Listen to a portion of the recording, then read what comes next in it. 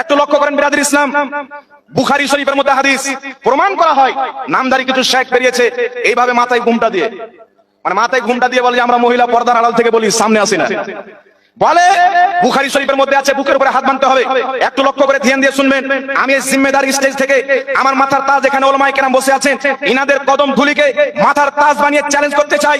এই পৃথিবীর মাটিতে শুধু বুখারী শরীফ না, সঠিক সহিহ সিরাতের কিতাব না, যত হাদিসের কিতাব রয়েছেন, যদি একটা হাদিস দেখাইতে পারে সহিহ মারফু হাদিস যে নবী পাক সাল্লাল্লাহু আলাইহি ওয়াসাল্লাম বুকের উপরে হাত বেঁধেছেন, 5 লক্ষ টাকা তাকে পুরস্কার দেওয়া হবে। বল সুবহানাল্লাহ।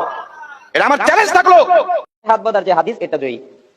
আবার আপনার রাগান্বিত হবেন যে আমাদের আহলে হাদিসরা তো অনেকদিন ধরে বলে আসছে, মিথ্যা কথা, হাদিস আসলেই জয়ী। বাঁধার হাদিস নাকি জয়ী? জি, বুকের উপর হাত বাঁধার হাদিসটা দুর্বল।